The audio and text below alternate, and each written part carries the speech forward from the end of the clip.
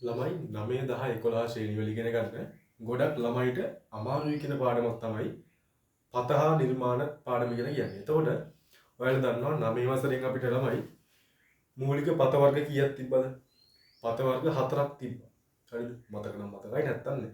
කොහොම හරි අද අපි ඔය වීඩියෝ එක වල මුලින්ම දැක්ක විදිහට අපි සිකුරුඩි මාමා කෙනෙක් උදාහරණයට අරගෙන මේ මූලික පතයන් 4 මොනවද සහ ඒ වගේ නම් මොනවද ඒවා නිර්මාණය කරන්නේ කොහොමද කියන එක අද මේ වීඩියෝ එකෙන් සාකච්ඡා කරමු.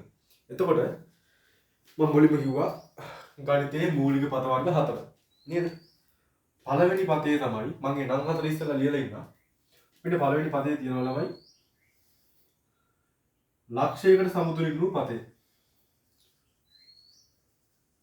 ලක්ෂයකට සමතුලිත වූ පතේ. සමතුලිත වූ පතේ. දෙවෙනි පතේ තියෙනවා ලක්ෂ දෙකකට. සාමාන්‍ය ගණිතයේ මොකක්ද අපි ලක්ෂයක් කියලා කියන්නේ? තිතකටනේ. පළවෙනි එක ලක්ෂයකට සමතුලිත වූ පතේ, දෙවෙනි එක ලක්ෂ දෙකකට සමතුලිත වූ පතේ. තුන්වෙනි එක රේඛාවකට සමතුලිත වූ පතේ. රේඛාවකට සමතුලිත වූ පතේ. හතරවෙනි එක, ඒ කියන්නේ අවසාන එක රේඛා දෙකකට සමතුලිත වූ පතේ. රේඛා දෙකකට සමතුලිත වූ පතේ. ඔන්න නම් හතර. එතකොට අපිට සාමාන්‍යයෙන් ගානක විශේෂයෙන්ම ඔයාලගේ සාමාන්‍ය පෙළ පේපර් එකේ හෝ වාර විභාග පේපර් එක 25 වෙනි ගාන. කෙටි ප්‍රශ්න පේපර් එකේ. ගොඩක් වෙලාවට කියනවා AB කියලා ලක්ෂ දෙකක් තියෙනවා. ඒ ලක්ෂ දෙකකට සමතුලිත වූ පතේ නිර්මාණය කර කියලා දෙනවා. හැබැයි අපිට නමක් විදිහට කියන්නේ නැහැ. කියන්නේ මොකද්ද? මෙන්න මේ නම තමයි දෙන්නේ. එතකොට අපි දැනගන්න ඕනේ කියපු ශනිකව මොකක්ද අපි නිර්මාණය කරන්න ඕනේ කියන එක. එහෙමනම් මේ හතර නම් හතරක් තියෙනවා ළමයි. අපි බලමු මොකක්ද නම් හතර කියලා. ලක්ෂයකට සමතුලිත වූ පතේ. අපි උදාහරණ ගන්න ඕනේ කොහොමද? සිකුරුටි මාමගෙනේ. දැන් උදාහරණයක් ඔයාලා හිතන්නකෝ. මෙන්න මෙතන A කියලා ගෙදරක් තියෙනවා. මේ තියෙන්නේ ගෙදර. ඒ ගෙදරට ගන්නවා සිකුරුටි මාමගෙනේ. හරිද? සිකුරුටි මාමගෙනේ ගත්තට පස්සේ ඒ සිකුරුටි මාමට යන්න පුළුවන් ගෙදර ඉඳලා මීටර් 5ක් දුරේ විතර. ඒ කියන්නේ මීටර් 5ක් දුරින් ගෙදරට ළඟට එන්නත් බෑ. ගෙදරින් ඈතට යන්නත් බෑ. මීටර් 5ක දුර විතර ඉන්න ඕනේ. එතකොට මේ සිකුරුටි මාම ඇවිල්ලා මැන ගන්නවා මීටර් 5. මෙතෙන්ට ආවා. මේ දුර මීටර් 5යි කියලා ගමුකෝ. 5 මීටර්. දැන් මෙයා මෙතන හිටගෙන ඉන්නවා. හිටගෙන ඉඳලා ටිකක් කල් යද්දි තේරෙනවා හිටගෙන ඉන්නේ කම්මැලි. මට ඇවිදින්න තිබ්බනා කියලා මෙන්න මේ ඇවිදින්න ගන්නවා. එතකොට මොකද වෙන්නේ? ඒ කියන ගෙදර ඉඳන් මෙහාට යද්දි දුර වැඩිනවා. ඔහොම කල්පනා කරද්දී යාට තේරෙනවා මෙන්න මේ වගේ රවුමක මට යන්න පුළුවන්.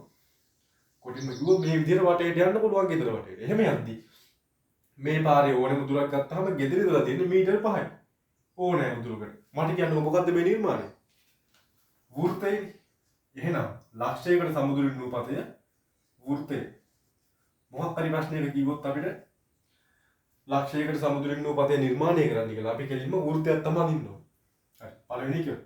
දෙවෙනි එක. ලක්ෂ දෙකකට සමතුලිත. ලක්ෂ දෙකකට කියලා කියන්නේ අපි හිතමු A කියලා ගෙදරකුත් තියෙනවා B කියලා ගෙදරකුත් තියෙනවා. A කියලා ගෙදරයි B කියලා ගෙදරයි. දැන් මේ ගෙවල් දෙකේම අයිතිකාරයෝ කතා වෙලා කියනවා අපි දෙගොල්ලම එක සිකුරුටි මාම කෙනෙක් ගමු. අපි දෙගොල්ල කතා වෙලා හිතන්නකො මෙයාගේ පඩිය රුපියල් 40000යි කියලා. මෙයාලා 20000ක් දෙනවා. මෙයාලා 20000ක් දෙනවා. එහෙමනම් මේ සිකුරුටි මාම කරන්න ඕනේ මොකද්ද ළමයි? මේ ගෙවල් දෙකම එක සමානව රැක ගන්න ඕනේ. එහෙමනම් යාට තේරෙනවා මේ ගෙදරට ලං වෙන්නත් බෑ මේ ගෙදරට ලං වෙන්නත් බෑ. ගෙවල් දෙකටම සමතුලිත තමයි චලනය වෙන්න ඕනේ. ඔහොම බලද්දී යාට තේරෙනවා එයා යන්න ඕනේ එකම පාරයි තියෙන්නේ. ඒ පාර තමයි මම මෙන්න මේ යන්න පාර. ඕකෙන්දි අපි මෙහෙම ගමුකෝ. ඔන්න කටිරුලක් තියෙනවා මයින්ඩ් පුළුවන්. මෙන්න මෙතන පොයින්ට් එකක් සලකනවා. මෙතන ඉඳන් ගත්තාම A ගෙදරටත් දුර සමානයි B ගෙදරටත් දුර සමානයි. මෙතන සලකනවා. A ගෙදරටත් සමානයි B ගෙදරටත් සමානයි. මෙතන සලකනවා. Aටත් සමානයි Bටත් සමානයි. ඔන්න කතාව. මේකේ අපිට ලක්ෂණයක් ගන්න පුළුවන්. ගෙවල් දෙක අතර දුරයි මේ රේඛාවයි ලම්බයි කියලා. එහෙම නැත්නම් අංශක 90යි කියලා. මොකක්ද අපි මේකට කියන නම? මොන සමච්ඡේදය කියලා? මේකට අපි කියනවා ලම්බ සමච්ඡේදකය කියලා. ලම්බ සමච්ඡේදකය. ඔන්න දෙකක් හරි. තුන්වෙනි එක. රේඛාවකට සමතුලිත වූ පතේ. මෙන්න මෙහෙම රේඛාවක් තියෙනවා. දැන් එතකොට ගියක් කියලා ගන්න බෑ. AB කියලා ගෙවල් පොලිමක් තියෙනවා. මොකද්ද මේවට කියන්නේ? අපි ස්කීම් එකක් කියලා කියන්නේ. අන්න ඒ වගේ එකක් තියෙනවා. දැන් මේ ගෙවල් වල කට්ටිය ඔක්කොම එකතු වෙලා එක සිකියුරිටි මාම කෙනෙක් ගන්නවා. අරගෙන එයාලා කියනවා අපි හැමෝම රුපියල් ගෙවල් 40ක් තියනවා කියලා දන්න. මේ දෙන්නේ ගෙවල් 40ක් තියන නිකන් ලොකු ගෝල් එකක්. ගෙවල් 40 කට්ටිය රුපියල් 10000 එකතු කරලා මෙයාට 40000 දෙනවා. එහෙනම් මෙයා මොකද්ද කරන්න ඕනේ? මේ ගෙවල් 40ම එක සමානව රැක ගන්න ඕනේ. හැබැයි ගෙදර හිතන්නකෝ මේ ස්කීම් එකේ කවුරු නායකයෙක් ඉන්නවා කියලා. එයා කියනවා ඔයාලට චලනය වෙන්න පුළුවන් මීටර් 5ක් දුරින් විතරයි කියලා. එහෙමනම් මෙයාට යන්න පුළුවන් පාරවල් දෙකයි තියෙන ළමයි. මොකද්ද පාරවල් දෙක? එක්ක මේ පැත්තෙන් මීටර් 5ක් දුරින් චලනය වෙන්න ඕනේ. එහෙම නැත්නම් මේ පැත්තෙන් මීටර් 5ක් දුරින් චලනය වෙන්න ඕනේ. එක්ක මේ පාර, එක්ක මේ පාර. මේකට අපි කියනවා නමක් මොකද්ද? මේ රේඛාවලට අපි මෙන්න මේ මීතල දෙකක් දාන්න. මොනවද මේ? සමාන්තර රේඛා. හරියට රේල් පීරි වගේ කොහාට ගියන් මේ දෙක එකතු වෙන්නේ නැහැනේ. සමාන්තර රේඛා. එහෙනම් රේඛාවකට සමතුලිත නූපතයක් මොකක්ද කියන්නේ? සමාන්තර රේඛාව. සමාන්තර රේඛාව. හතරවෙනි එක අවසාන එක. රේඛා දෙකකට සමතුලිත නූපතය. දැන් රේඛා දෙකක් තියෙනවා. හැබැයි මේ වගේ රේඛා දෙකක් ගැන නෙමෙයි මෙතන කතා කරන්නේ. මෙන්න මේ V අකුරේ වගේ ෂේප් එකක් කියලා හිතන්න. මේ වගේ. මේකක් තියෙන්නේ ස්කීම් දෙකක්ම තමයි. ගෙවල් තියෙන අර නිවාස සංකීර්ණ කියලා කියන්නේ. සංකීර්ණ දෙකක්. ඒකේ මුළු දෙකක් එකතු වෙලා තියෙනවා. මේක AB කියලා ගත්තොත් මේක AC. දැන් මේ නිවාස සංකීර්ණ දෙකේම කට්ටිය එක සිකියුරිටි මාම කෙනෙක් ගන්නවා. අරගෙන යාට කියනවා ඔයාලා අපි හෝල් දෙකම එක සමානව රකින්න ඕනි කියලා. එක සමානව රකින්න ඕනි කියලා කියනවා. එහෙම රකිද්ද සිකියුරිටි මාම ටිකක් කල් යද්දි තේරෙනවා. යාට චලනය වෙන්න එක මේක පාරයි තියෙන්නේ මොකද්ද? මෙන්න මේ දෙක මැද්දේ යනවා. මෙන්න මේ පාර. right? මේකේ ඕනේ දිහා බලන්න.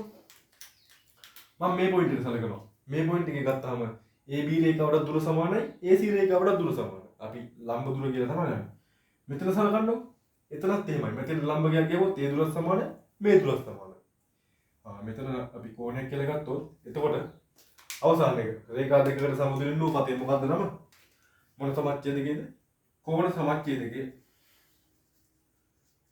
කෝණ සමච්ඡේදකයේ. කෝණ සමච්ඡේදකයේ එහෙනම් ඔන්න අපේ මූලික පත වර්ග 4 මොනවද කියන එක සහ ඒවා වචනෙන් දුන්නොත් අදින්න මොකද්ද කියන එක විස්තර කරලා ඉවරයි. ඊටු ටික මම ශනිකව විස්තර කරලා කියන්නම්. අපිට සාමාන්‍යයෙන් මේවා නිර්මාණයක් කරන්න වෙන්නේ. එතකොට නිර්මාණයක් කරනකොට අපි කව කට්ටක් පාවිච්චි කරනවා සහ අඩි රූලක් පාවිච්චි කරනවා. ඒවා පාවිච්චි කරලා කොහොමද මේවා නිර්මාණය කරන්නේ කියන එක පොඩියට මම කියලා දෙන්නම්. ලොකුවට කතා කරන්න වෙලා නැහැ. වෘත්තයක්. වෘත්තයක් නම් ඉච්චර දැන් අපි හිතමු මේ A කියන පොයින්ට් එකට සෙන්ටිමීටර් 5ක් දුරින් චලනය වෙන්න ඕනි කියලා. එහෙමනම් කව කට්ටට ගන්නවා 5ක දුරක්. අරගෙන මෙහෙම තියලා කරකන්න තියෙන්නේ. වෘත්තයක් අදින්න දන්නවනේ 6 වසරේ ඉඳලා. අන්න ඒ වගේ වෘත්තයක් කියන්නේ. ඊට පස්සේ මේක ගොඩක් ළමයිට බැරි මේක. හරි. මේක කරන්න දෙන්නේ මෙච්චරයි. A වල තුඩ තියලා කව කට්ට පොඩ්ඩක් ඈඩ් කරනවා. ඈඩ් කරලා මෙහෙන් චාපයයි මෙහෙන් චාපයයි ගන්නවා. A දුරම තියනවා B වලිනුත් වෙනස් කරන්නේ නැතුව. මෙහෙන් චාපයයි මෙහෙන් චාපයයි ගන්නවා. ගහලා මෙන්න මෙතන ඇතුළේ කතරේ මෙතන ඇතුළේ කතරේ ඉන්නේ මැද පොයින්ට් එක තියෙන්නේ. ඒ පොයින්ට් එක යා කරාම කෙලින්ම මේ නම්බර සමච්ඡේදකේ ගන්න පුළුවන්. අංශ 90යි කියලා දාන්න අමතක කරන්න එපා. දෙවෙනි එක හරි. අපි යන් තුන්වෙනි එකට. සමාන්තර රේඛාවක් නිර්මාණය කරන්නේ කොහොමද? සමාන්තර රේඛාවක ලොකු දෙයක් නැහැ. AB රේඛාව අපිට දීලා තියෙනවානේ. මේකේ අපිට කියනවා සෙන්ටිමීටර් 5ක් දුරින් කියලා. එහෙමනම් අපි 5ක් දුරින් බැලලා මේ හැදින් දා ගන්නවා පොයින්ට් එකක්. ඒ හැදින් දාගෙන ඒ දුරම වෙනස් කරන්නේ නැතුව මේ හැරියුත් පොයින්ට් එකක් කපාගෙන මෙතනින් තියලා මේ හැරියුත් කපාගෙන මෙතනින් තියලා මෙතනත් කපාගන්න. එතකොට මෙන්න මෙතන ලක්ෂයකුයි මෙතන මේ කැපිලා තියෙන ලක්ෂයකුයි තියෙනවා. අන්න ඒ දෙක යා කරාම කෙලින්ම සමාන්තර රේඛාව වෙනවා. ඒ දෙක අතර දුර සෙන්ටිමීටර් 5යි නම් 5යි 10යි නම් 10යි අදාළ දීලා තියෙනගේ ගන්න පුළුවන්. අවසාන එක කෝණ සමච්ඡේදකයේ. හිතන්නකො මේ වගේ කෝණයක් දුන්නා කියලා. මුලින්ම කරන්නේ තුඩ මෙතනින් තියලා මෙන්න මේ වගේ පොඩි චාපයක් කපා ගන්න. කපලා කව කට්ට පොඩ්ඩක් ඈත් එහෙම කරලා මෙන්න මෙතන පොයින්ට් එක තියෙන්නේ. හොඳට බලාගන්න ඇඟිල්ල තියලා තියෙනවා. එතනින් තියලා මෙහෙන් චාපයක් කපනවා. ඒ දුරම මෙතනින් තියලා මෙහෙන් චාපයක් කපනවා. දැන් මෙතන තියෙන මුල්ලයි මෙන්න මේ පොයින්ට් එක යා කරාම අපිට කෝණ සමච්ඡේදකය ලබා ගන්න පුළුවන්. එහෙමනම් මූලික පත වර්ග 4 සහ ඒවා නිර්මාණය කරන්නේ කොහොමද කියන එක දැනගෙන ඉවරයි. මෙතනින් එහාට ඕනෑම ප්‍රශ්නයක නිර්මාණ කෙටි ප්‍රශ්න හදාගන්නත් පුළුවන් සහ O level paper එකේ නිර්මාණ රචනා ගානට ලොකු පිටුවහලක් වෙයි මේ දුන්න පාඩම. එහෙමනම් අපි වීඩියෝ එක